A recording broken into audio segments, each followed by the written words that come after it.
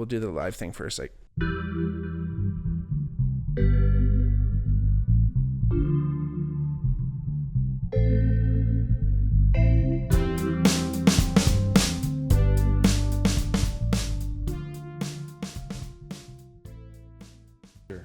hey everybody, welcome back to the Bigmark podcast. It's me, your host, Bigmark. If it's your first time watching, welcome. If not, welcome back. Like I always say, if you ever wanted to reach out to the podcast, let us know if you wanted to hear a podcast topic, or you wanted to join us here on an episode. Let us know through the DMs, or even in the comments on their videos, wherever you might be watching or listening. Check us out on Instagram or Twitter at the Bigmark Pod or at the Bigmark Podcast. And like I said, reach out to us there. And even if you just wanted to let us know how you feel about the podcast, we always want to hear from everyone. What you're doing right now is the best thing you can possibly do by watching and listening and liking and subscribing to the channel and doing all that stuff. That's the best way you can possibly support the podcast. But if you did want to go that extra mile, check out our patreon.com/thebigmarkpodcast. And there's a couple different tiers there for you to join and help keep the lights on, so to speak. So like I mentioned before, talking about people reaching out to the podcast, and many of the Bigmark podcast fans will probably recognize our good friend Jon Harley here, but you might not recognize where we are. And we are actually at Jon Harley's, where you have your private practice. So where are we, Jon? We're at OM Integrative Health here in Dundas. Unreal. Like I said, we go far and wide with the Bigmark podcast, so we can always show up right at your doorstop. But have you done a doorstop before? I've done a couple on this. So I did the last one I did was with Jordan McCarter. That was at his office. Okay. And he works with June Regenerative Agriculture, and he had like a really cool office. And then I did do one with my buddy at his place, or his like family-in-law's place up in Ottawa Valley. Mm-hmm. But he needed to get a big boy job, so we had to drop that podcast. Oh, okay. Not every podcast I've recorded has been aired. That doesn't surprise me. I mean, you've been doing this for how many episodes? You're at 200 plus, but what's your number now? So this is, I think, will be 265. Yeah. Yeah.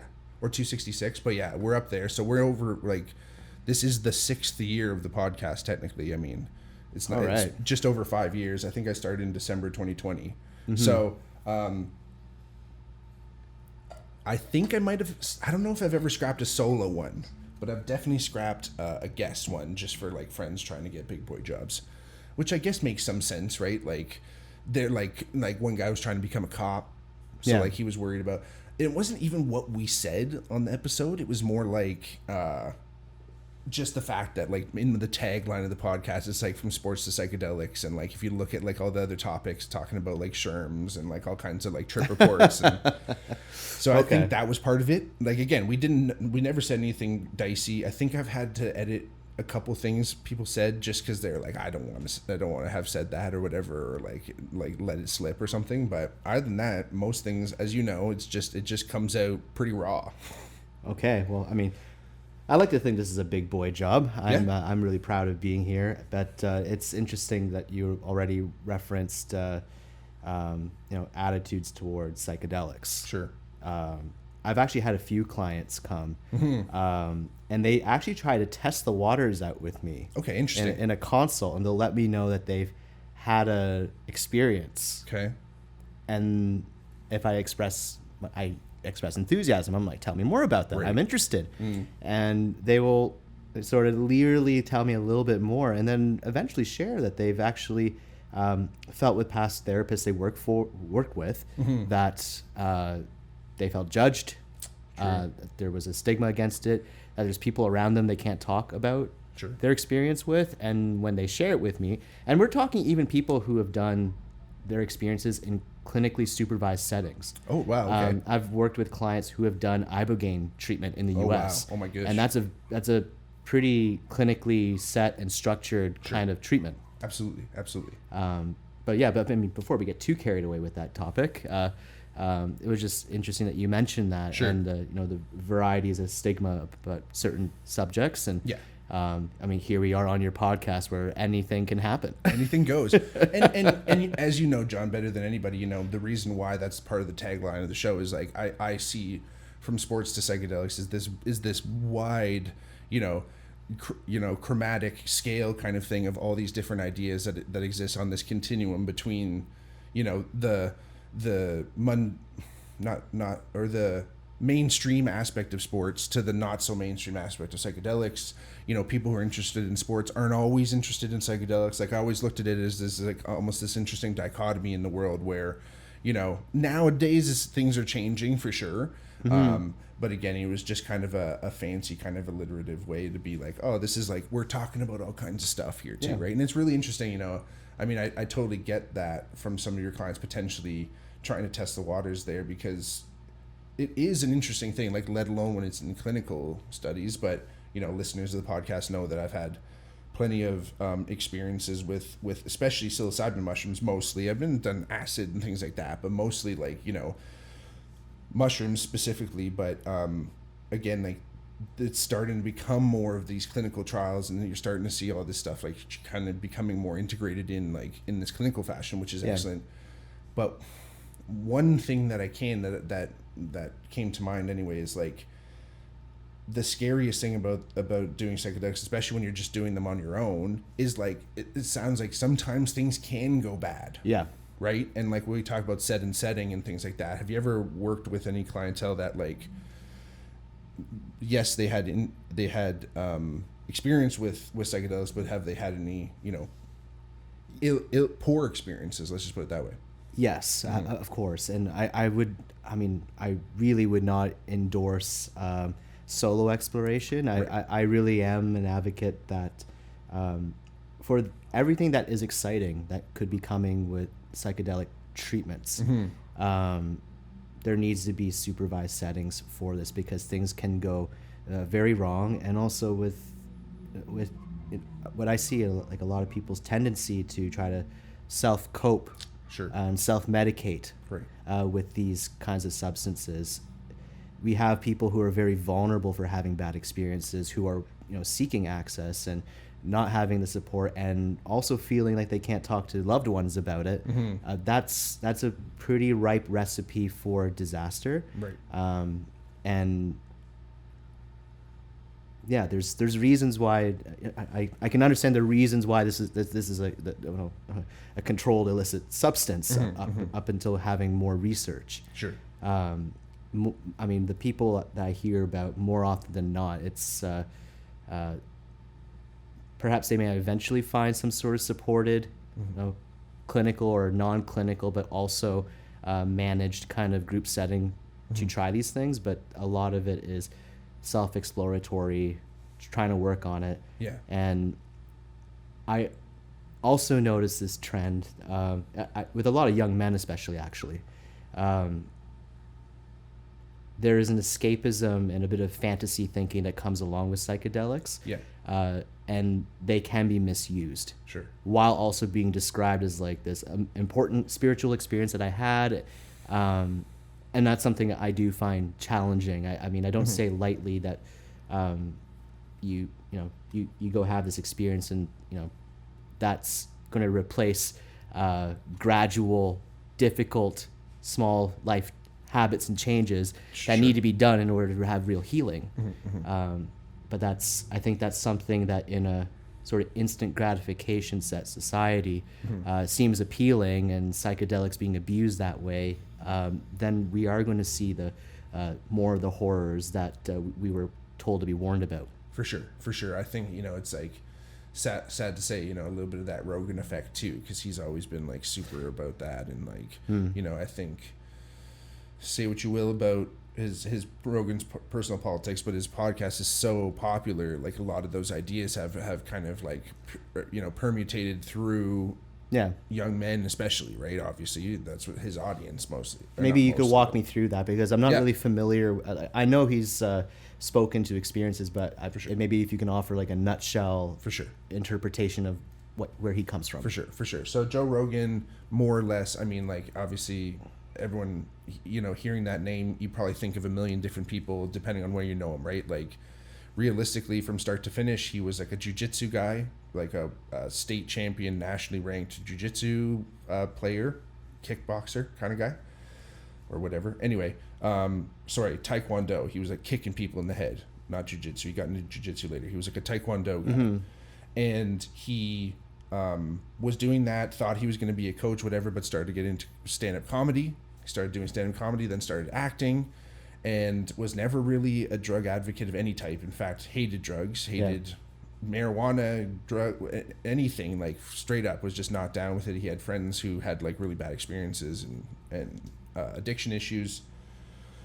And then like probably, I think it was in his 30s, was introduced to cannabis use by one of his buddies who was like, man, it's like medicinal and all this stuff. And then he started getting into jiu-jitsu and all these things and started slowing down and thinking about things a little bit more, and basically started his podcast, as we all know, and did all these things, but like started doing all types of different, from the marijuana was like truly this gateway in the sense of like trying different mind altering things. He started getting into DMT mostly. So Rogan's more the DMT guy. But that's what I was familiar with. I knew sure. I heard about DMT because of a friend who heard about it on Joe Rogan, and that was, I think, maybe late high school. Yeah, exactly. Yeah, right. So, which is wild because that's arguably like one of the most potent psychedelic drugs you can get, right? Like it is. I've never done it. It is like drinking from the fire hose as far as it goes with doing psychedelics, and it's doesn't last very long because your body makes endogenous dimethyltryptamine like when you dream, and it's like it's in your body, so your body actually processes it really quickly, especially when you're awake. But your experience of that 15 minutes could be very different. There's extreme time dilation, meaning you could feel like you've been on the trip for much longer than 15 minutes. Let's put it this way. Yeah. From hours to like months. Like people have done it. It's like salvia does that sometimes. Like people have done salvia and like lived a life for like 3 months, like as a totally different life, and had a wife and kids, and then all of a sudden they snapped out of the high, like trippy, where they literally felt like they're there for months. DMT is like you might feel like you're probably there for hours at least. I don't know. Again, this is coming completely secondhand as well, right? Yeah. So the problem, therein lies the rub, though, is that if he's advocating in any way, not even really advocating, he's actually pretty careful about how he talks about it. He's never like, you should do this, but he talks about what he goes through like pretty excitedly, like pretty passionately.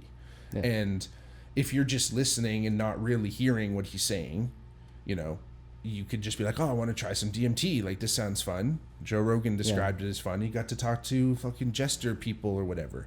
But he also, if you listen to enough of his stuff, like you listen to him talk about like he's had some really challenging trips with it and stuff. And then also did it in his 30s, potentially 40s, like well-established prefrontal cortex, you know, lived a life before this. Yeah, maybe took a couple kicks in the head, but like other than that, relatively healthy brain and healthy person. Like he eats well and he works out and all this stuff. So like there's a lot of things that he does talk about that are great, and he does have excellent guests. So a lot of his guests, I will say, are potential advocates for a lot of this stuff. Yeah. And that again is dangerous for who's going to listen to that, right? And I mean, Paul Stamets has come on, and he's kind of just an all-around mushroom dude, but he talks about this huge trip that he had. Like he ate like 20 grams or something, like ridiculous amount of psilocybin mushrooms, and had like it like cured his stutter and things. It's like, but like you said, you hear like people hear about these instant gratification stories. Yeah. And it's a dangerous thing in today's day and age. I see it. Well, that's tough to say, but.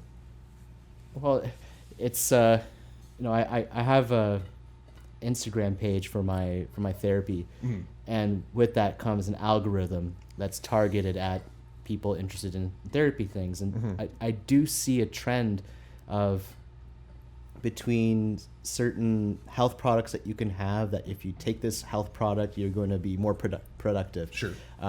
Let's get you a faster assessment of ADHD so you can get faster access to your medications. Wow. I don't see too much that's directly related to psychedelic treatment. I did notice that there is at least one collective in Hamilton called Field Trip that's starting to offer psychedelic assisted therapy. Cool. I don't know too much more about it, but that's just something I remember seeing lately. But I think what I find to be an interesting observation, and something which does concern me when especially when I'm working with young men. Sure. I've yet to work with young people of other gender identities, who present this way to me. Mm-hmm. But I've had many young men, and I'm perhaps starting in their early 20s and perhaps even going into their 30s, because I have some people who are at the beginning of this and some people who've been into this for a while. Mm-hmm. But they're finding themselves not making significant progress in the, what we would consider some milestones of this period of life, such Sure. as like maintaining a job, Mm-hmm. going to school. And it's not that these have to be the standards of what is your meaningful life, Mm-hmm. but I'm saying that what they're struggling with, and they're coming to me often funded by their parents, Mm-hmm. because they're struggling to find something that's suitable for them. And where I see this appeal of a instant fix kind of thing, it's quite problematic and then with some people almost pathological, with people who are actually quite charming. Sure. They come in and they're very pleasant to speak to, Mm-hmm. but also quite capable of convincing themselves that the options that come with a bit more discipline and hard work, Mm-hmm. such as that, do this habit daily and you will find results. Have a routine. Be able to chart out your values, like the things you wish for in your life. Mm-hmm. Rather than that, there's a lot more preoccupation with what are the flaws of what's currently offered to them. They're upset that they live in their parents' basement because of the way that their parents communicate with them. They're upset that with the job because of the regulations and expectations of them. Mm-hmm. They're upset with school, that they're convinced they were smarter than their teachers.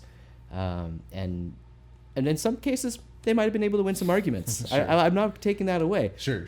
But there's a pathology to this idea that the problem is out there. Mm-hmm. And I'm not suggesting you need to start looking at the problem is within you, Mm-hmm. but that's something that I do see that it needs to be an agreement of psychotherapy, Mm-hmm. that we recognize that there is a problem that needs to be addressed. If we don't have an agreement that there's a problem to be addressed, then Mm-hmm. we're not doing much more than having a comforting conversation together, and that's Sure. not what I offer. Yeah. What I hope is that when we can recognize that there's a problem that needs some work towards this problem, that I'm not going to be necessarily making the roadmap, but we're going to be working together, because there's probably some insights that many of us already have about what we probably need to do but are avoiding. Absolutely. And I think that is something about the way I like to approach therapy. I say I don't like to therapize people. I'm not going to have someone come in and I lay it out for you, like you got to do this, and it'll be fixed. Sure. I find that's very misleading. Absolutely. The things that we tend to work on, it can take a long time, and I try to make sure that point is well known. If you're coming forward and saying, I really struggle with depression, anxiety, and I want to have a better grasp of my feelings, I get lots of people their wish is that those feelings will go away. Sure. And good luck. If anyone is promising you that you can tuck those feelings away, that's a bad start. Right. But there is a wish for that. Well, I like to feel less anxiety. I'd like to feel less sad.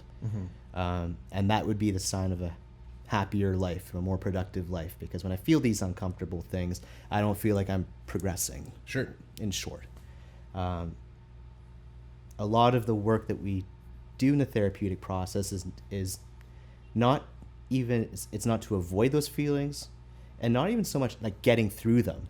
That's a big emphasis that comes up with like coping sometimes, like how do you get through the feeling? Right. But a lot of the work we do is how do you get into that feeling? Right. How do you get into it? Because when we think that sadness is a bad thing, and I shouldn't feel sad about that, I shouldn't be sad because I don't like being sad. I shouldn't be sad because my situation is not as bad as this other situation I can think of. Those are avoidance tendencies. Sure. But the sadness is a signal to something. Our thoughts inform us as to what we think that signal tells us, because if we feel sad, the body's not telling you, you're sad because you lost something. You're sad because you you're in grief. It's telling that you're sad. It does have generally mean you've lost something. That tends to be but what you've lost, it's sometimes unclear what that might be. Right. You might have an understanding in the moment that changes 3 months from then. It's like, oh, I was actually really pre-grieving this thing. Interesting.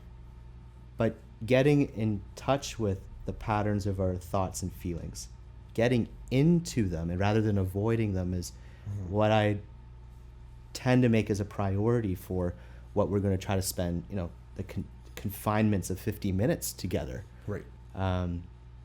We'll have a lot of folks who might want to come in and talk about the list of issues that they're dealing with, and sometimes I'll just interrupt them and actually try to reassure them. I actually have full confidence you'll be able to solve those problems. Those sound like organization things. I've got full confidence that when it comes to dealing with that work meeting, there will be something that you'll know how to solve that, because you've solved similar issues like that before. But can we get into this feeling that we have right now about the dread? Right. Can we get into this feeling right now about the anxiety, and can we experience what that feels like? If we are going to work on soothing, it's not so much about how can I avoid it by ignoring that it's there, but mindfulness exercises like breathing into it. Can you feel it in your body? And these are small things that don't necessarily fix, but help you observe, to be in the experience of that thought or feeling. And yeah, it could go on for a long time about the variations of ways that are done. Yeah. But that's to bring it back to why I find things like psychedelic therapy to be potentially problematic in misguided hands.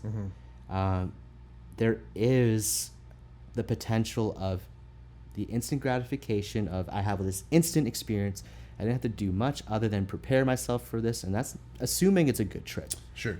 But you have this trip, and you might have a few days afterwards where you feel very reset. I don't deny that that's a possible experience. Sure. But the real benefits of therapeutic work are, if that allows you a reset, how will you pick up the pieces from then on to continue working on the life that you're going to find is worthwhile to go through uncomfortable experiences for? Yeah. And everything you said there, sends my mind on so many tracks of thought, but it's like that theme of relief. I think a lot of people want relief. Of course we want relief from the things that make us feel uncomfortable, but and I may say that sometimes psychedelics can offer, maybe albeit an extremely temporary relief from certain things, again, that being a good trip as well. But yeah, I think that's what we're saying here too, right? Is like this idea that coming to therapy in any way is going to completely relieve these feelings, when in fact, like you're saying, the feeling is there for you to feel, right? It's not for you to, like, it'll go away when the behavior changes, I guess, in a way, right? But that's that thing, is like, and you talked about grief as well. It's like, one of the best analogies I ever saw about grief and living with grief was, it's like an image with three jars. I don't know if you ever saw this. And grief is like a black ball, right? And when you first feel grief, it seems to be this black ball that's taking up, if your life is the jar and the grief is the black ball, that grief is taking up most of your life when you're first feeling it. The idea is the grief doesn't shrink, but the jar grows around it. And then you have more room now in your life around that grief. You always have that grief, but you learn to live with it, right? And that's, I'm sure, like, do you guys go through techniques, or like you said, you're trying to give people the power to get through that kind of stuff themselves? Yes. And one of the most important things of a therapeutic space for that is to hold a space where we dive into that grief, because a lot of things can happen. Quite famously, there's talks about stages of grief. But I think something that's misleading about the stages idea is that it's as if you have one, like you have the denial phase, and then the anger phase, and then the negotiating phase, and then the acceptance phase, or whatever it is. I'd have to refer to the actual order to refresh myself. Of course, sure. It's, as you're already pointing out, it's not so linear, and it's also not so equal in intensity Fair. for what those can be for different people based on, we're complex animals. All sorts of things can be affecting us at different stages. But that's a similar, like that theme again. I want to be through with the grief. I don't want to be sad about this anymore. It's been so long. There might even be noticing it's been so long, and I see how it affects me, how it affects others, and I just can't seem to get out of it.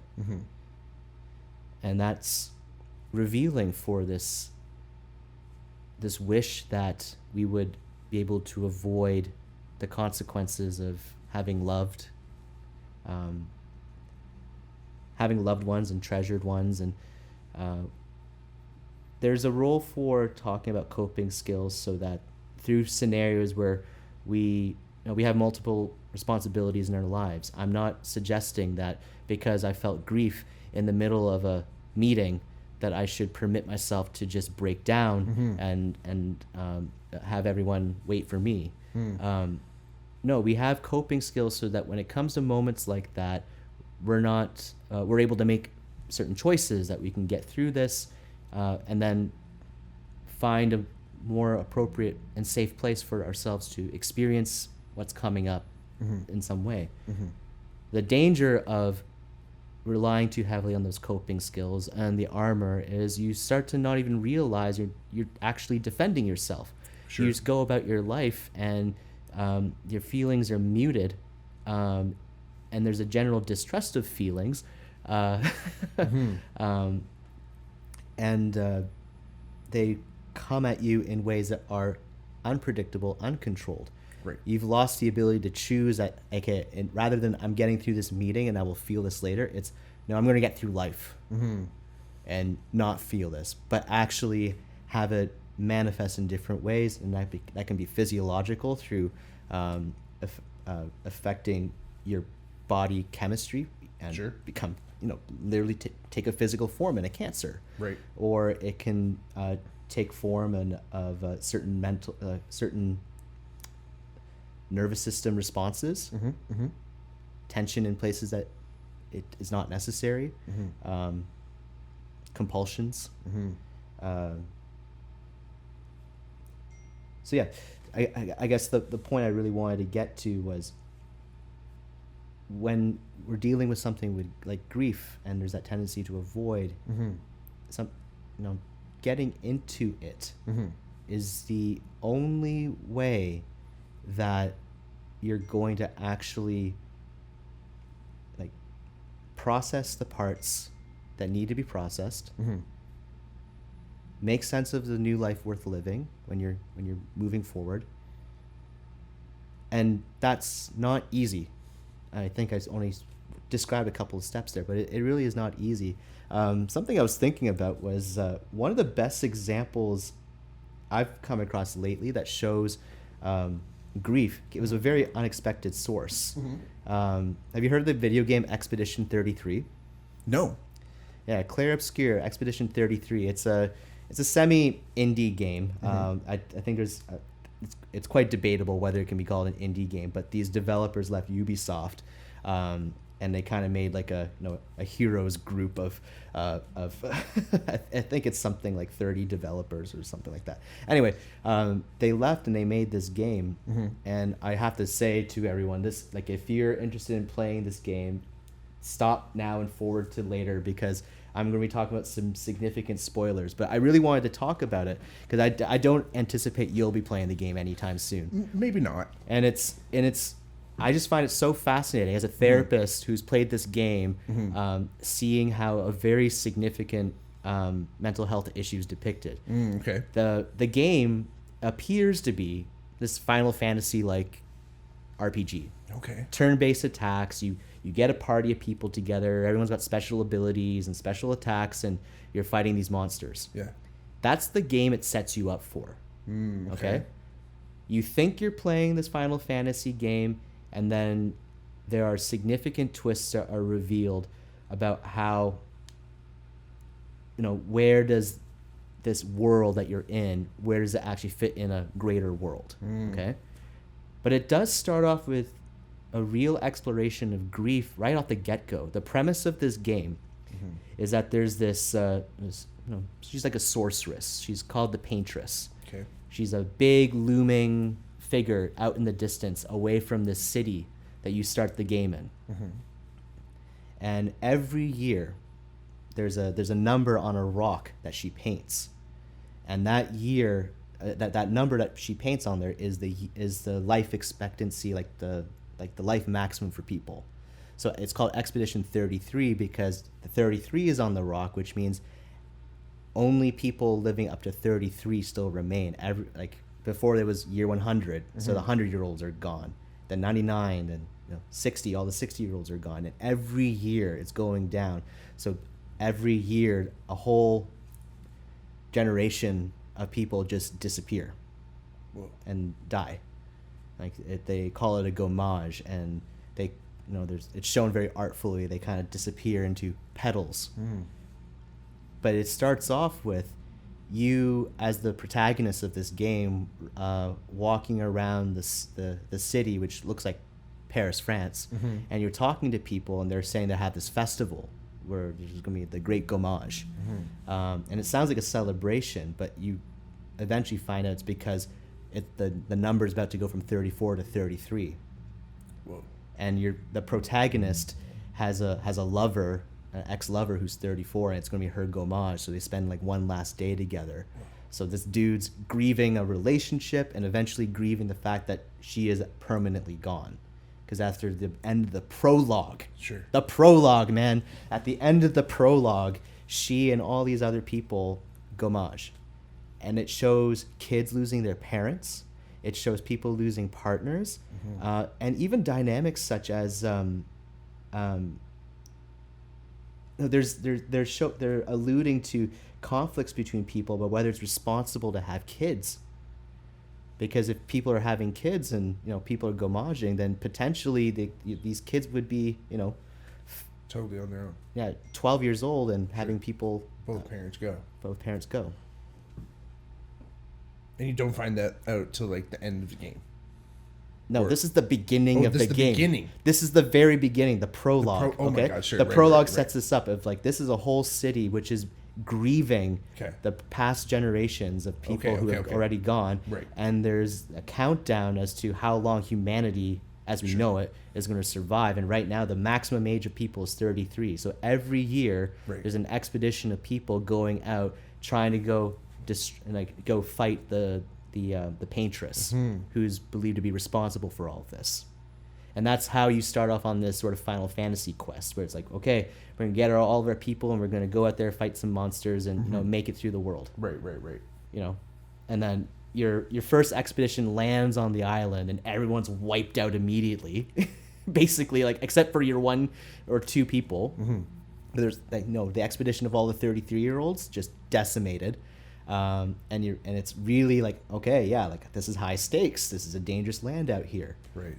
And first thing depicted is this guy is nearly like going to suicide over how hopeless his situation is. And then he gets reminded of the sort of like the expedition motto, which is for those who come after. Interesting. And so there's this this is all before Act 1 really starts. Just really setting like there's so much loss, and there can be real hopelessness that comes with that, but you do what you can, and if you don't even like believe in yourself sometimes, you do it for those who come after. And if one falls, you carry on. That's the beginning. You do like there's interesting story stuff. Fast forward to the conclusion of Act 2, not even Act 3. But what you start to realize is that the Paintress is basically, she's like an avatar of a person in the real world who's painting onto a canvas. It's like a magical canvas where all these it's a fantasy world, okay? So it's like this canvas where people live, and this Paintress is painting this world because it is the world that was that basically her son played in because this is a magical world where people can play in paintings and things like that. So his spirit remains in the painting, even though in the world outside the canvas, he had a horrible death. Like the family home was burned down and the child died in it. And it's heavily implied that his sister was responsible for the fire being started. And so the sister is also a character game. There's two sisters in the game, and both of them are coping with death in their own ways. Sure. And you learn that the paintress was not wiping out people who were under the age. She was trying to protect everyone in the canvas, because the actual force which was destroying everything was the father of the child. Because the father of the child is trying to destroy the canvas because his wife is grieving over the children and stuck in this painting, and she's dying in real life because she's so obsessed with this she's obsessed with this painting, and the whole story flips on itself. Jeez. Because you realize the father is trying to do what he can to, like, even though they're like these real characters who live in this canvas and everything, like, it turns into a domestic family drama where he's trying to pull his wife outside of this intense grief, right, to make sure that, you know, the kids can, like, who remain living can still have a future. And that's Act 2. There's more to Act 3. Sure. I've never seen. I was really impressed with a medium like a video game being able to get to this level of understanding the horrors of grief. Right. Yeah. And how many people it touches, and how deep it runs, and how many things, how many ways people do, or the lengths, I should say, people go to avoid or to soothe the grief. Yeah.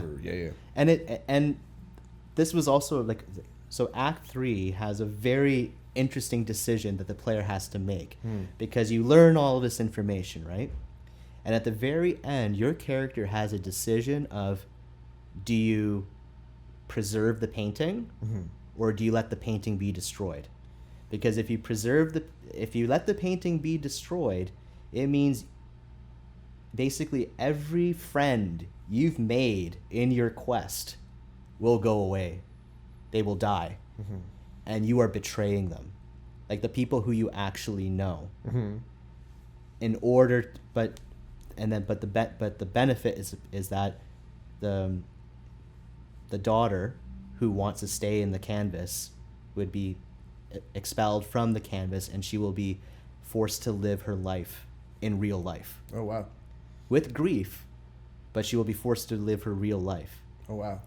And your alternative is to let her remain in the canvas, live a fantasy life with all of the characters that you've known and loved, but knowing that on the outside, the family's unable to move on. And that choice feels hard. Sure. And I think that's one of the more brilliant things about this. It actually captures that feeling that sometimes when you do move through grief and you move on, and you whatever moving on looks like, you capture that feeling that you're betraying the memory of who you grieve.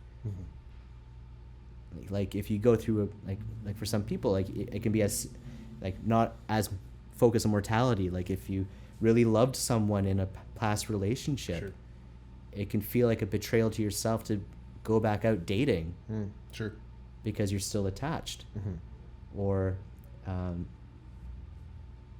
the idea that like by doing this and moving on, I think that's a very specific feeling that we can have, especially for those we've loved so deeply. Yeah. I think that, and like you said too, I think that goes for all kind of hardships too, is that, you know, the only way through a lot of things is through a lot of things, but at the same time, like, you can avoid, but at some point something's dying on the vine.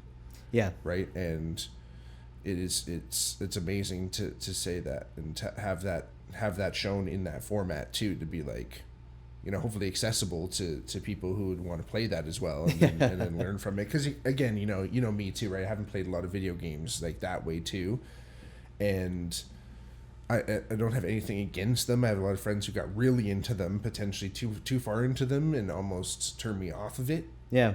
But there are like incredible games with incredible storylines, and in this sense, like incredible values, like takeaway potentially. Right? I do enjoy video games, and I also, like other therapists, enjoy using analogies and metaphors, and will often refer to video games. Sure. There's actually one I steal from one of my favorite yoga teachers, Steve Farrell, who you've met. He teaches at De La Soul. Yeah. He often will remind people, like, he'll ask people, like, hey, do you play video games? And, you'll get a couple hands up. Then the second question is, do you play a game on your phone Sure. that you're not calling a video game? And then you see all these other hands go up. Sure. Video games are a part of our culture at this point. It's so true.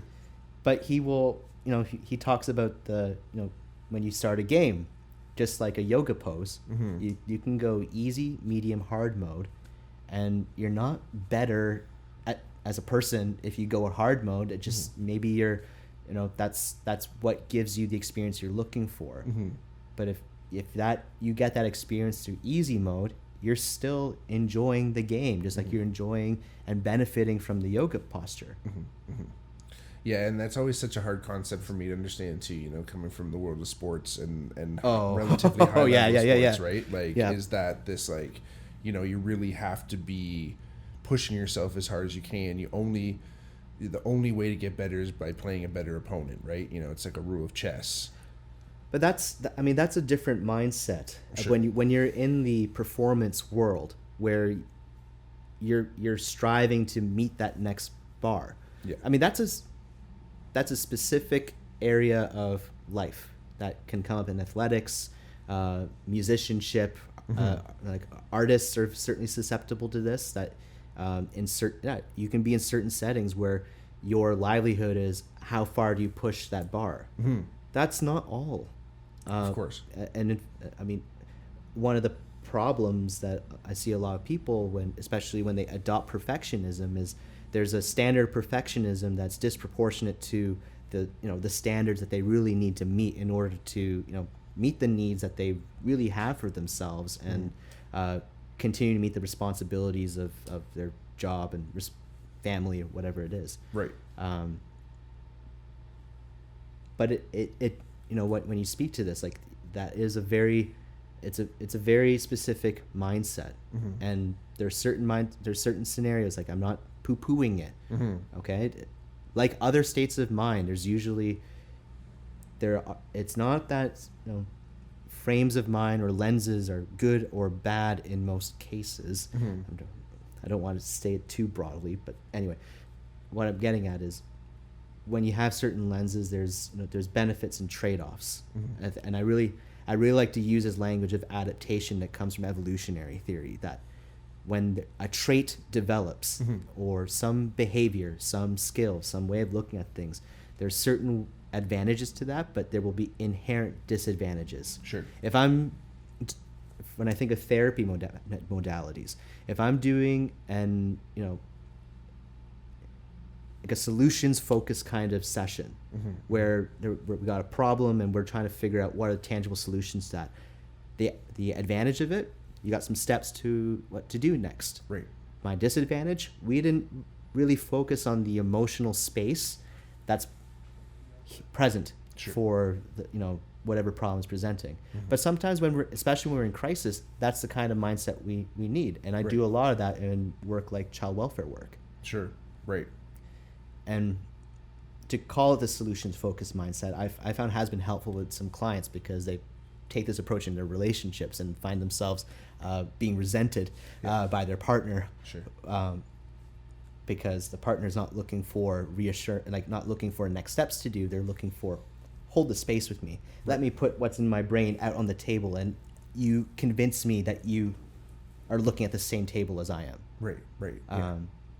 Or sometimes, we can go the opposite direction, do emotion focused therapy and really hold the space of an emotion. I tend to find that that's what more people need, and so but the trade-off is the person might not feel afterwards like, you didn't give me concrete steps as to how to fix the problem. Like, I thank you for holding the emotional space. I still feel stressed about what I should do about my job interview. Right. Whatever it is. And I've felt the same way in some of my own therapy sessions too, where and it probably is based on that, some of kind of that solutions mindset, but also potentially I was a victim of that mindset of like, your therapist is like a personal trainer who's just going to be like, here's workouts and I'm going to take care of everything. You just do the thing I'm telling you and then it should work. But like, it's almost, or I should say almost, it is much more, there's much more responsibility from the client themselves too, right? Mm-hmm. Versus that particular relationship. But well, athletic training was something I would like to be incorporated more from the world of athletic training into maybe some of the ways that people struggle with looking at the work of the therapy that they're in. When you're working with people who are bodybuilding and things like that, one of the healthier mindsets is not that you're not trying to train to be necessarily better than that other person without factors such as like, what's your frame, what's your body physiology, how are you built and all these things. But you're trying to build a benchmark where you want to progress based on your past milestones. Like you look at you look at your past milestones. That was such a good point. I lost my shit. Excuse me. Okay, sorry. Go ahead. Take a moment to hydrate. This break is brought to you by hydration. Get it in you. No, sorry. Go ahead, John. But yeah, I think that's one of the healthier mindsets that you can have in athletic training about, but you got to work on different groups. Like your healing is not going to just be, you're grieving a relationship, so let's just fix that and you're going to be okay. If you're training, that you got to train different muscle groups and that there's, be like, I want a bigger chest. Great. Well, you're not going to do, if you don't strengthen your core to hold that chest and the other parts of you, then you're still going to be weak. Yes, we'll help you cope with overcoming a heartbreak, but that's, heartbreak and rejection tends to conjure up all sorts of other things about our lives that we start to reevaluate differently because we're starting to realize like, I'm going to be going to a new normal. And small wonder I have a number of clients who might have that as a starting point. I just had a breakup recently and reevaluating some things, and I want to cope with some things differently. Great. That can be a starting point, but you work at the other pieces. Here's the pieces for communication relationships. Here's the pieces for mindfulness of, you've been living in 3 months, perhaps you've been living with your partner knowing that you wanted things to end for some time, and your nervous system now reacts to the fact that there was this conversation you knew you needed to have for 3 months and feeling things tense up. That's going to need some work as well.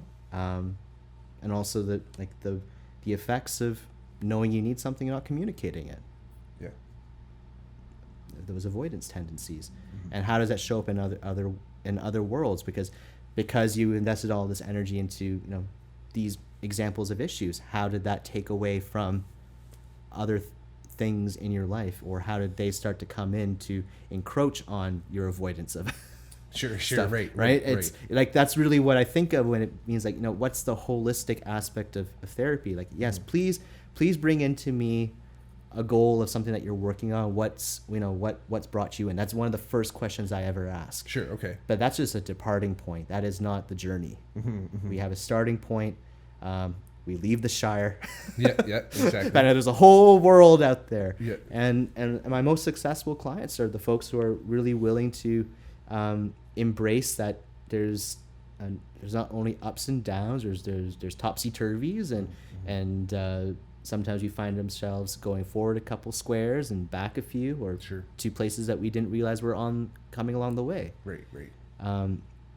But that ability to pivot based on circumstance not only results in I think it's a big part of people feeling a sense of happiness in their life. It's not the absence of adverse things. It's how do you pivot when these things happen, how can you do you have the capacity to shift perspective and see new opportunities that can come up, and not be rigid? Sure. Yeah, I think that's the biggest thing, right? Is like we try to avoid and try to pad ourselves and make our journey as easy as possible, but sometimes that's not the way. And do you notice that a lot of your clients are coming to you because they're going through some level of crisis, or there's a big thing happening? Yeah, I think that's an observation of people, that most of us are adverse to changing things until we're confronted with the necessity to. Right. And the necessity often doesn't present until there's a crisis. Sure.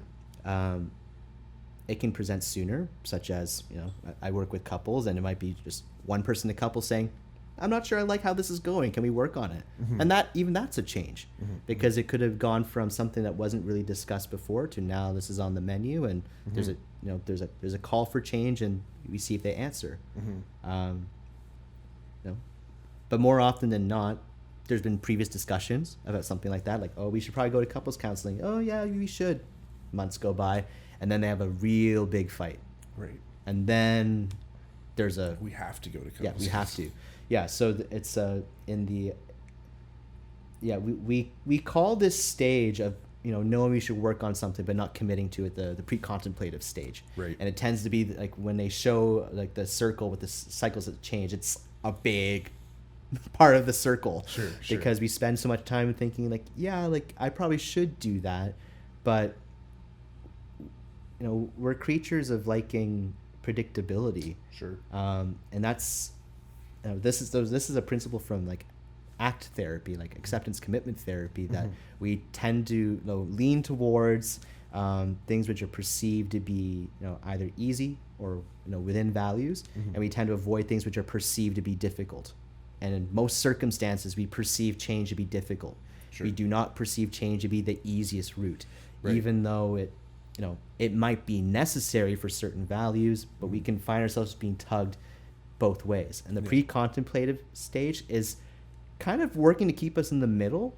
So, because it's like, well, if we go forward on this, that could take effort, and that effort is, I'm using that right now to keep what I perceive to be stability, what I know. Yeah. And we will do that until I must change. Sure. And it's always such an interesting concept, because the universe is constantly changing. Like, everything's changing. The human nature is to try to create things that last forever, right? Ozymandias type scenarios, right? Where it's like, we live in this world of constant change. How can we ever, think that something's going to last, and that's why we do need those like coping skills and things like that too, right?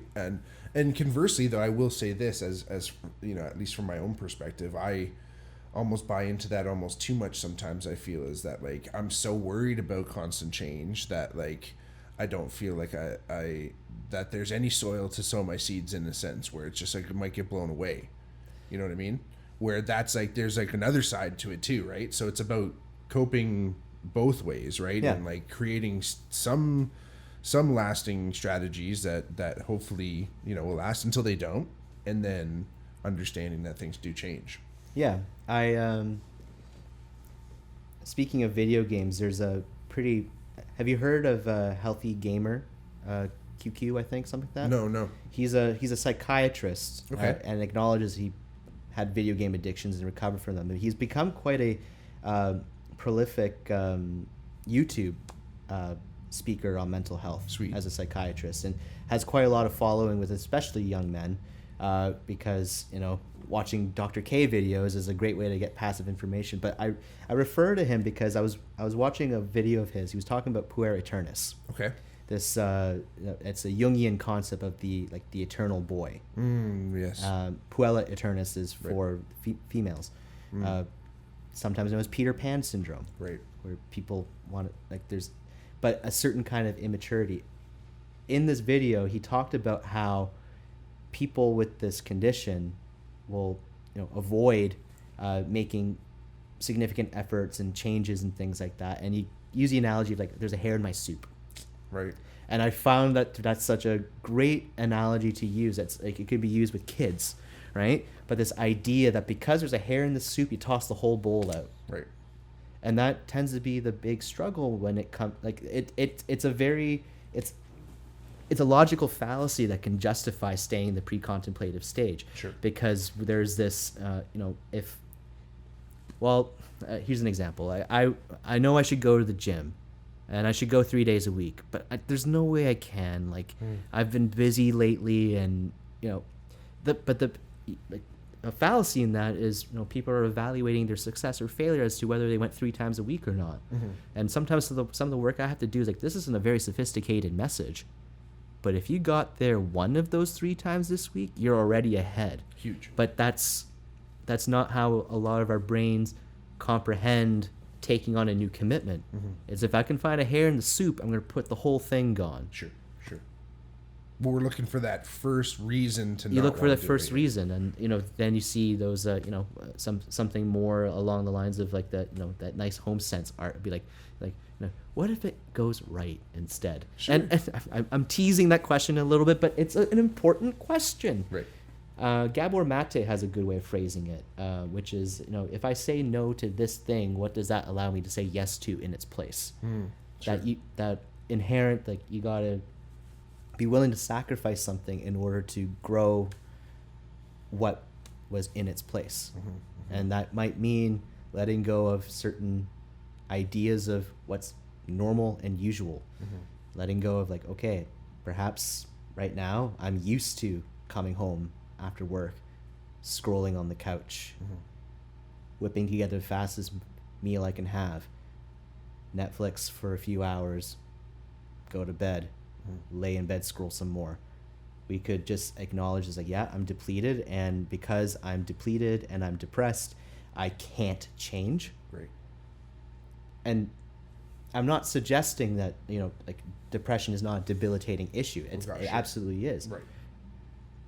But I'm talking about the effects of that kind of mindset, that if you believe you have the inability to do it, you will find examples to perpetuate that, and that it becomes a vicious cycle. And even when you get the glimpses of, well, I have felt better when I did yoga on a regular basis, but I don't even have the energy to drink water, so why would I commit to this? And that's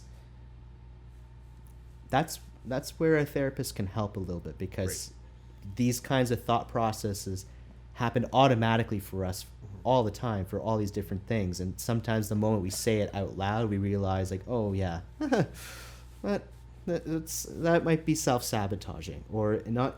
It's not acknowledging the full potential of what I could be doing to resolve this issue, which I know to be important. Yeah. Like, and I feel like people get stuck in that. Obviously, it sounds like they're starting to get stuck in that feelings kind of just by trying to be in that comfort zone. Yeah. But you don't realize how that becomes quicksand eventually too, right? Yeah. And the longer you're in it, the harder it is to get out of it. Why do you think people are like, what is that about the human condition? Like, why do you think people get stuck and feel stuck so often about, whether it's coming to a therapist in the first place, right? Like, but like, what they get stuck in these patterns of thought. I think from a physiological level, it's like Newton's law of inertia. An object at rest stays at rest until it's, you have a significant force that's really going to move it. I think that's a part of it. It can be the rumination that's characteristic of that kind of depressive thought, where you start to cycle different examples that justify the worldview that is, I can't do it, I don't deserve this, I've tried before and I failed. Those are all characteristic of the state, and can be perpetuated by the stigma that sometimes comes by, even if you approach having a conversation with someone, there can be people who will minimize the opportunities to see things from a more growth mindset because of their own views about what they're afraid of and what they're uncomfortable with, and can perpetuate some problematic ideas, which then in turn become part of keeping things internal and not addressing them.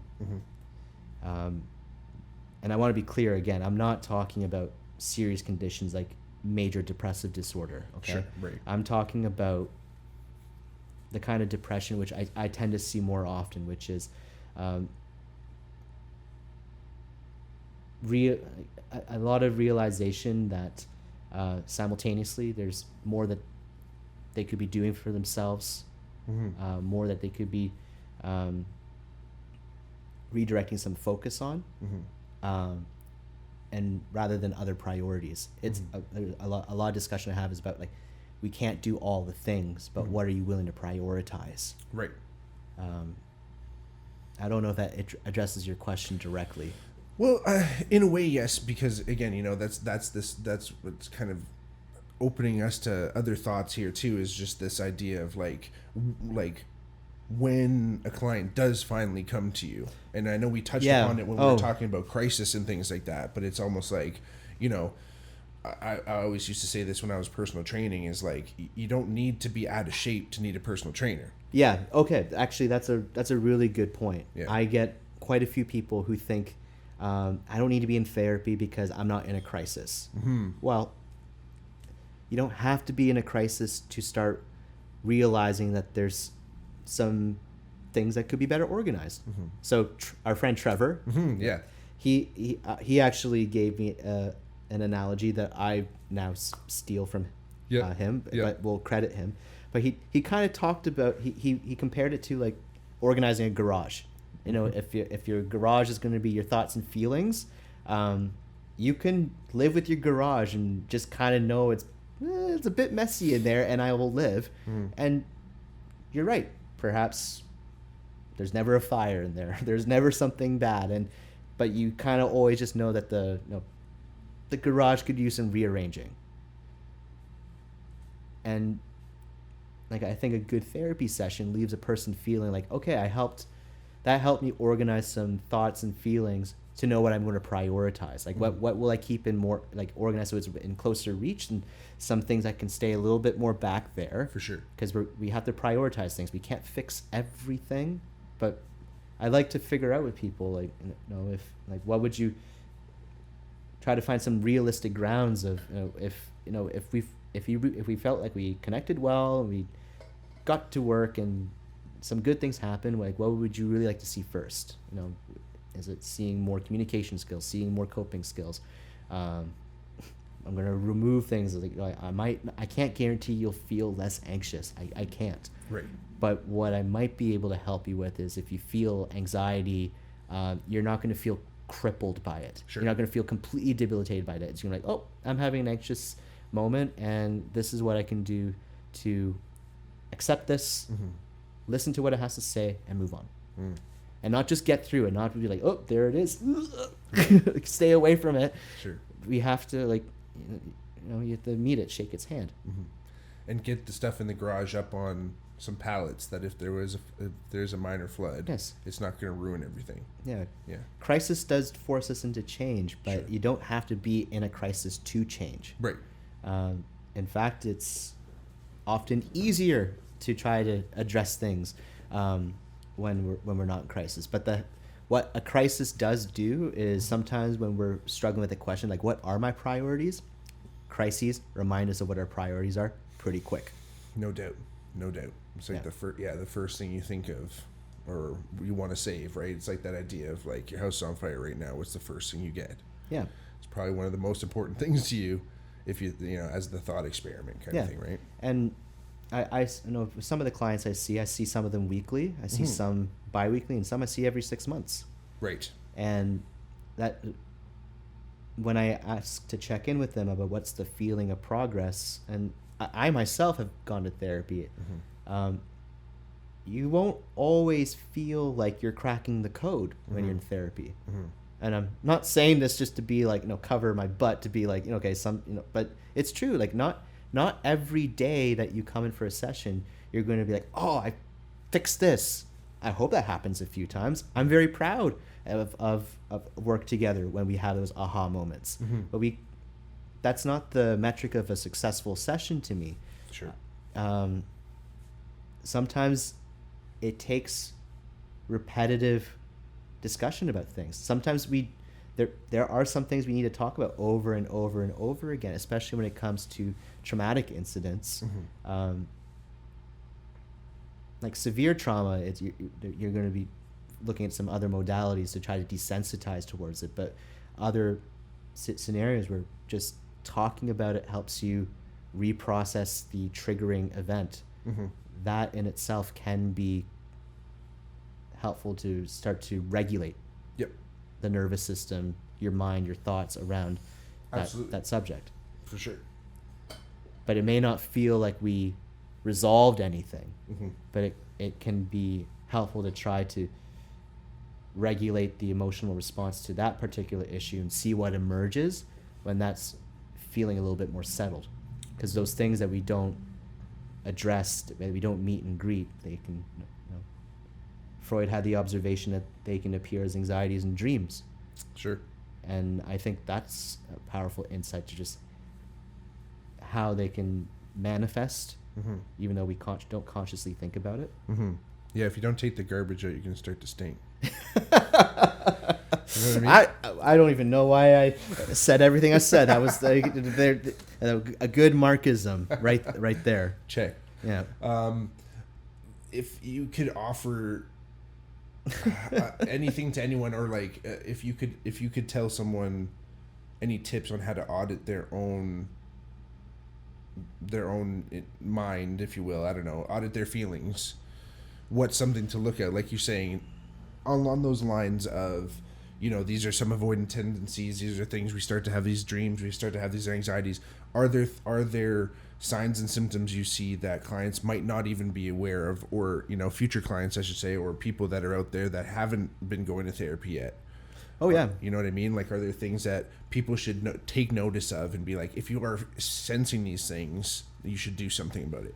Well, there's two ways of that. One, I'm going to go strictly mindfulness, because anyone can practice. You don't need to be in a therapy session to do this, but it can help. Pause and notice. If you pause and notice and you are feeling something, great. If you can notice that you're feeling that, describe it, write down about it, figure out a color that matches with it, whatever works for you. Words can actually make it worse sometimes for some people.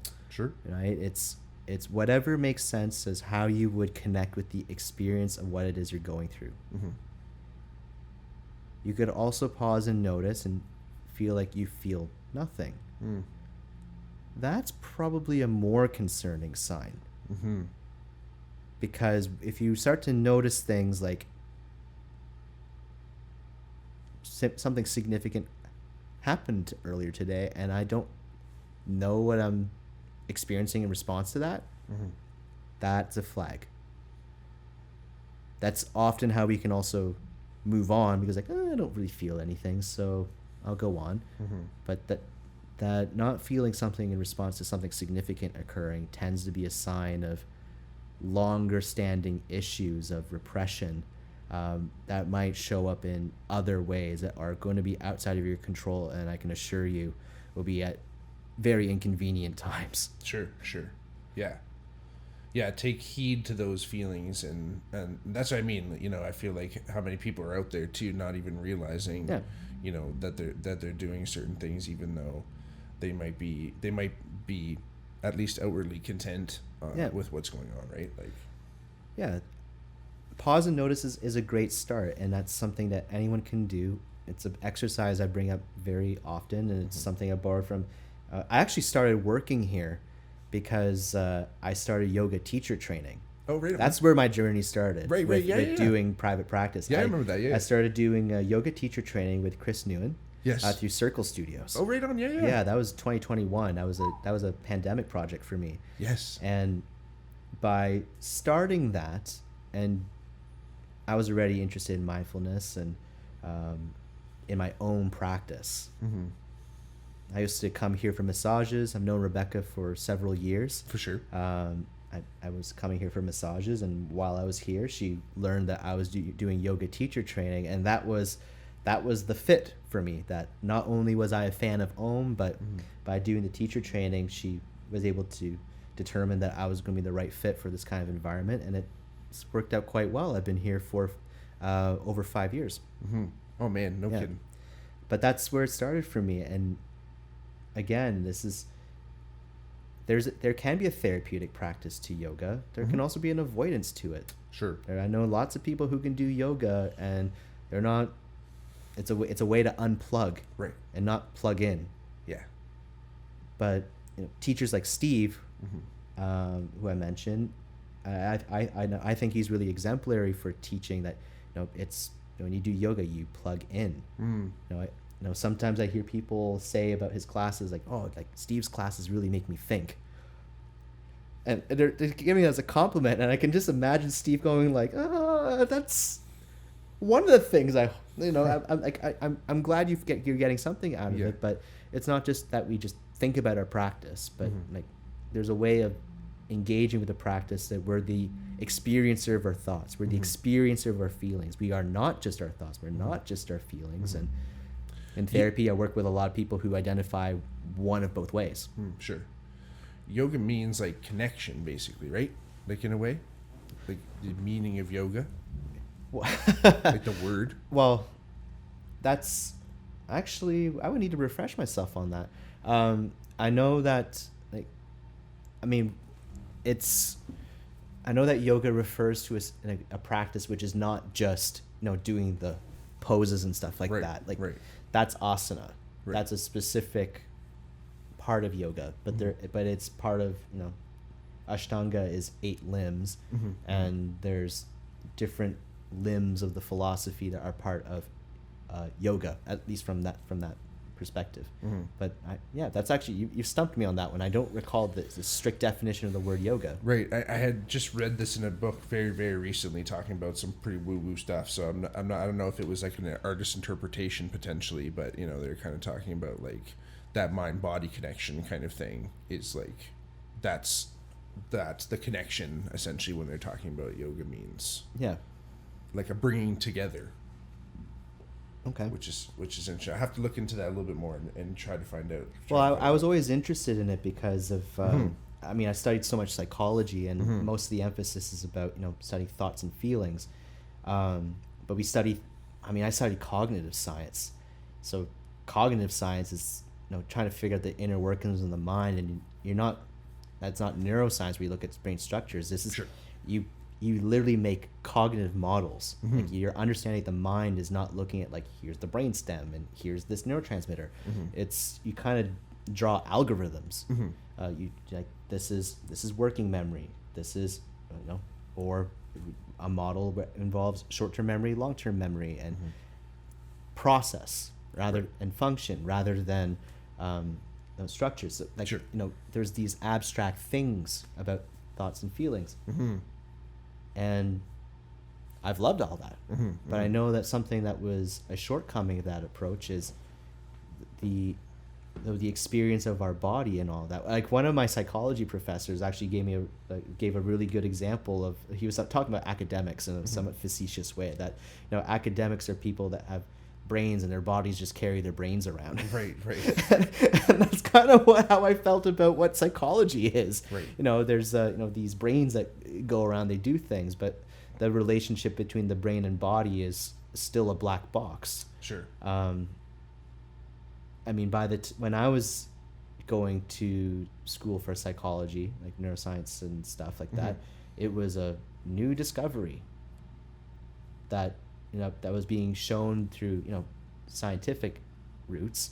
It was old knowledge, but new scientific routes of looking at the gut-brain relationship. Sure. And that was kind of the frontier of understanding. And there's like 90% of serotonin, your body's endogenous serotonin is produced in the gut and all that. Yeah, the numbers for that are pretty recent finds. Right.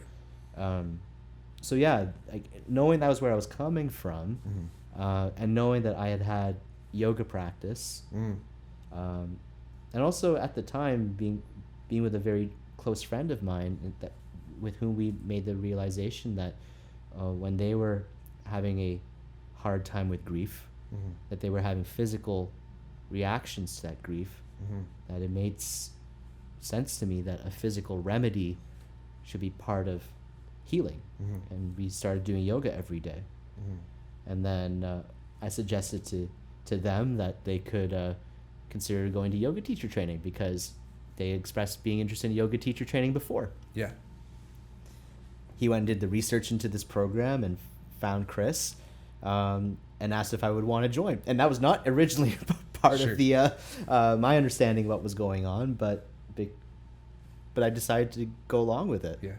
You know, and then a couple of years later, I don't think he's ever finished that training. Oh, no way. No, but I did. Yeah. Hey, look at you. Yeah, I did. And then as a result of doing that, sharing with Rebecca that I was doing yoga teacher training and working with a great teacher, and knowing that was going to be a good fit, I think that was the beginning of my work of trying to look at psychology from a more holistic perspective. For sure. And that's been great working at this kind of clinic, because I get a number of people who are coming in and they could be, they might have qualms about their sleep habits, digestion, the physiology of stress, and I'm able to refer out to other practitioners here, because we have naturopaths, we have osteopaths, massage therapists, Phenomenal. physio. It's nice, because one of the problems that you can sometimes have as an individual practitioner is, especially if you have a tendency to want to help people solve all their problems, you can feel the limitations of what you're able to offer. Absolutely. It's nice to know that here I know who I can ask, or even have them ask about, well, you've mentioned this thing, and maybe you should get that get that checked out. For sure. It's nice to work with an interdisciplinary team, with the other experts. Absolutely. It's been one of the things I really loved about here. Oh, for sure. I mean, talk about yoga. The first time I ever even got into yoga was because where I worked out, there was also a yoga studio in there, and there was like a bunch of different things all in this one big complex. Yeah. And the instructor came over to us and was like, does anyone want to come and try a class? And she just gave us like an intro class for free, and then I loved it. And it was a hot yoga class, and it was great, and I went with a bunch of the other guys, and that would have been like in 2010-ish, 2011, I think maybe.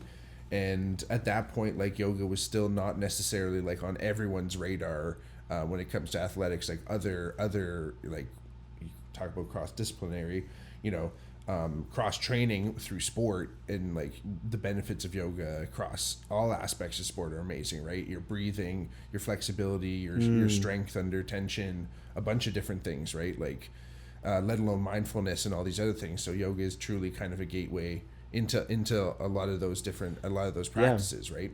And I've had a lot of different mindsets in it. I've been to my first yoga class where there's mirrors, and I'm looking at it, trying to figure out, how do I make my body look like the other bodies?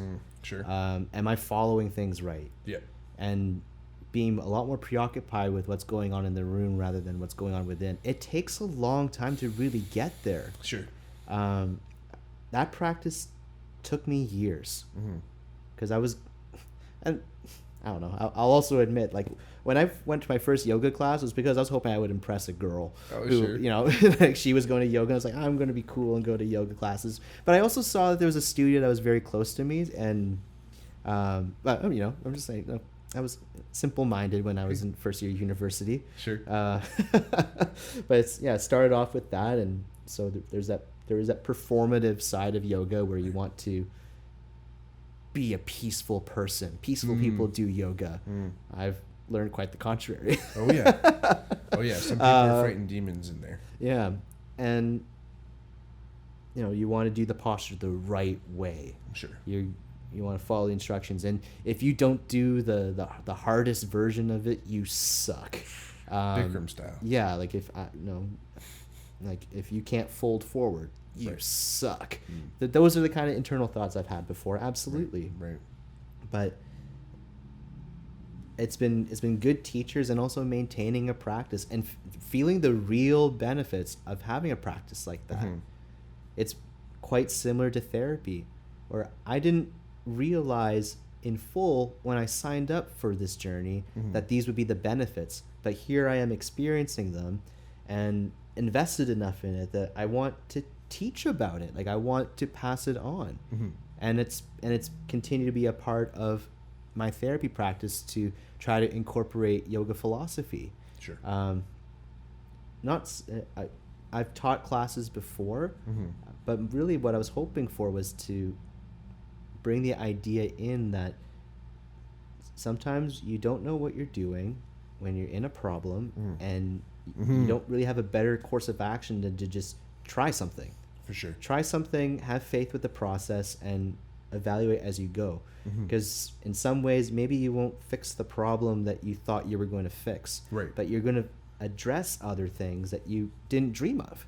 Absolutely. I grew up for most of my life, up until my 20s, seeing myself as an unathletic person and inactive. Like, I wasn't part of sports. I didn't even watch sports. Yoga was the first thing I actually found I was absorbed into. And there came a point a couple of years ago where I was going to yoga almost every day. Oh yeah. And someone said to me, like, "Oh, you're a pretty active person." And it never occurred to me to describe myself as that. Right. It honestly never occurred to me that even though I was doing this practice, I was still there's still a part of my old mind that's with me that I'm not that kind of person. But a consistent practice, having the right motivation, and you also, like, something I also really love about a yoga practice is getting the community. Oh my gosh, I sure. think it's good that we talk about this earlier. You and we were at De La Soul here in Hamilton. Absolutely. And I mean, that studio has really been a blossoming place for me for a number of really valuable friendships. For sure. It's also a place where if I have friends, I'm going to bring them. Oh yeah. I'm proud of my affiliation with the studio, and I'm also proud of my having gone to Modo Yoga. It used to be called Moksha Yoga here in Dundas. Right. That was the first studio I went to. Oh yeah. I went there for my birthday this year. Yeah. And it's still a welcoming, beautiful place. The best. They've been important community spaces for me in Hamilton, and in addition to a practice, getting a community, that's a whole other piece of what is important, I think, to me in people's relationships with their identity and therapeutic work, because that can be a fundamental existential question, like, do I belong? Right. And as we are increasingly more individualized and separated, going for condo life or being afraid of what the consequences of intimacy, there's been a resurgence in communities because of the need, but it does speak to a trend that there have been more options to recede from community, and it's going to become more of a health problem. Absolutely. It already is a health problem. I saw some article recently about it was where the men gone, because there's a number of men who are withdrawing from trying to date and being in intimate relationships because they're finding self-sustaining ways of just existing. Right.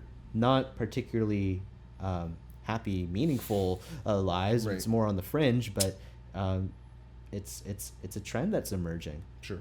And I actually had someone ask me not too long ago, do you think that people are becoming more independent? And I think the dependency is looking different. Because I know there's a lot of scenarios where there's an implicit dependency on other factors to remain in place for you to remain complacent. But it may not look like before, where there was a dependency that you're going to find a companion in your late teens, early 20s, get married, settle down, have kids. It's not that kind of dependency, but there can be, we see more things like 30-year-olds living with their parents kind of stuff. Yep, for sure. And yeah, I think that's the thing, is that, like, we went through all this time where there are ways that you can exist and survive on your own, but we are cooperative beings that, like, we at least need some type of community, whether that's friendship, let alone, intimate relationships. But there's something about what you're saying about yoga studios in general, and it seems to be the plethora I've been to, and you mentioned De La Soul, you mentioned Moksha, which I've been to, been to Circle Studios in Hamilton, bunch of different places that have come and gone. And there's always a very welcoming community there too, right? And this whole idea of like, it was like when you were mentioning earlier too about this idea of like, you know, you were comparing yourself to people. That was one of the first things I noticed about yoga, is that you don't compare yourself. And that drove me to it so much, coming from a world of more traditional sports where it was always eyes on you, it was always who's better. And, you know, playing university level, you're always competing with a teammate, let alone your opponents. So like competition is insane, where it's almost like now yoga becomes this thing where there isn't, that competition doesn't exist per se.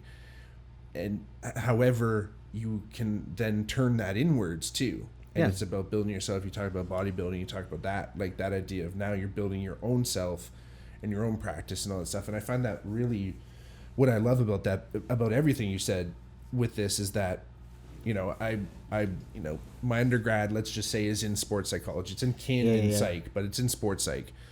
And one of the biggest things I was learning before I started doing anything clinical, because I never did my master's or anything, but doing anything clinical, was like, athletes will come to you because you were a former athlete. And I think people will always understand or want to know more about their therapist and where they draw, right? Where they draw their inspiration and their life experience from, right? Whether it's subconscious or not, it gives you validity to the person. And if they can like see like, oh, okay, I see where this expertise is coming from, I think that's huge. But the fact that a lot of that is, and you were saying you're trying to incorporate some of that yoga teaching practice into, and what I think was really cool is like when you're saying you were doing yoga for so long, you didn't even realize you had become this person. That I think that's almost something that exists in the therapeutic realm too, is like, if once you start doing it, you might not notice that you're doing it, but you don't notice that you're doing it. And also you don't notice that people are watching you doing it. Right. I remember I was in a previous work environment I was at. I was getting birthday greetings, and, you know, they were giving me, you know, I forget what it was. But it was some online thing where you picked online pictures, and people sent me all these things with like jab or whatever. Yeah, but they were all like these meditating, like peaceful people, and that's the way they saw me. Oh my god! And I couldn't. I was flabbergasted at first because I saw this. I was like, okay, like, but because of my affiliation with yoga, there was this got stamped on me. It's like, yeah, he's the meditating guy. I think they all. I kind of imagine that they all thought that in my spare time I'm just doing George Harrison meditation days, and I'm far from that. Like, but that's analogous, and if that's something that's relatable to understand, very parallel to what it's like to look at therapy as if it's on a pedestal. The people who've said the most, who've reported to me like benefits about being in therapy, it's the things that they didn't realize they were going to address, which tends to have more impact than the thing that brought them in. Sure. So having a bit of openness to experience, letting things unfold. I'm not only going to be someone who's going to be there with you to hear about the tragedies, but I want to be there for the successes and the celebrations too. You know, I've once had a massage therapist come to me after a session, say like, I heard a lot of laughing in there. Like, what's going on? What, like, are you talking about traumatic things? Like, well, sometimes, but that's not what we always talk about. Like, there's a rapport that can be made through this kind of space, because you know, like, I'm there to assure you, I'm not here to take sides. If I am here to take a side, it's yours. But only in the sense of, you know, how do we look at things from your best interests? Right. And in being a therapist, I can speak of the experience of, I didn't know until, you know, moments like now where we have conversations, I look back on things, I don't know or even appreciate at times how past experiences stack. Sure. If you look at it that way. No doubt. No, if you look at your circumstances as like, you know, these things happen to me, that can be debilitating. But when things can be seen as sequences of opportunities that grow, then I had, small wonder that over time I was able to spend more time with yoga and become more flexible and have an identity that is comprehensible not only within myself but to others as a social identity, and a spiritual identity. And that's something that I'm really proud of in my own work as a therapist. I love that I'm in a career that celebrates that I myself have these different experiences that stack and therefore help with relating to people and the different ways that people live life.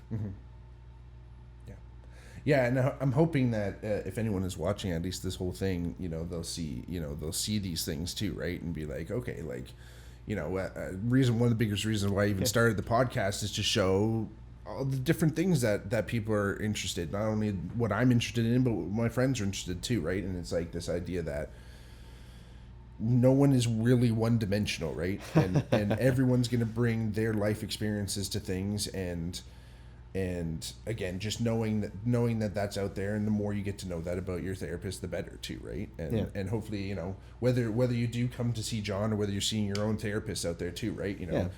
Do find out where they're coming from too, right? Yeah, find out what they're on about, and I appreciate that you were interested in this topic because I think that now there is quite a bit more dialogue about men's mental health. Sure. But I think the more men talking about these issues, the better, and also giving more examples of it out there, because I do believe there are certain figures on the internet who take advantage of vulnerable young men who are looking for strong voices to talk about mental health, and sometimes they get behind ideas which are really problematic and harmful to people. And I do think I pride myself in trying to have trying to be mindful about the messages that I stand beside. I'm not really here to put out any particular message about anything, but that what you observe about yourself is important, that you have a place in this world, and even if you don't understand it yet, it will unfold whether you ask for it or not. Right. And you can be attuned to that, and the more attuned to it you are, you will find more purpose. You will find the motivation that that is going to keep you working, keep you going through hard things, so that they don't just throw you off course. Those are the kind of messages that I really believe that more young people seeing other people through media passing on as messages, the better. It's not coming from me as a person or you. This is ancient stuff, big time, to observe, and still it can be lost along the way. And that's the kind of discussion I hope for more of. We do have a changing atmosphere and scenery out there for where mental health fits in. For sure. There's a lot more discussion about it. Heavy. But I'm not convinced that there has been... there's been a lot more discussion of mental health, but there also seems to be a lot of focus on the debilitating effects that we can have when we have certain conditions and things like that. And there's still quite a bit of narrative of, I can't do this. They can't do that. Right. And that's why we want to honor limitations. That's important for all of us. For sure. We have quite a lot of work to do to assure not only ourselves but others that we might need to reevaluate what our definitions of progress are, and that might be the part that's affecting, those I can do this, can't do these things. How is that impacting how we see ourselves, so we can accept those strengths, accept those limitations, and find something suitable. And for those of us more able to advocate for those who are struggling to find a place. For sure. And then this idea of relief and all these things, yes, it might not be instant, but again, over time and finding the right ways, you learn to grow your life around those feelings. Mm-hmm. Yeah. Well, John, that was pretty great, man. If anyone has been listening and is feeling like that they need to find you, what are the best ways to get a hold of you? Best way to find me for these kinds of questions, if you're ever interested in reaching out about mental health, for your own questions or questions for a loved one, best way to find me would be through my Instagram, Talk with John. I can also be found on Psychology Today. I have a profile there which explains a little bit more about what I offer. And of course, here in this beautiful space, I'm at OM Integrative Healthcare. We have our own website and Instagram and things like that. OM Integrative Healthcare. I'm sure that if you reach out to the clinic, you can speak to Rebecca Wasilewski, who would be very happy to answer your questions about the clinic beyond therapy and what we have here. But yeah, no, thank you for taking the time to talk to me about this side of things.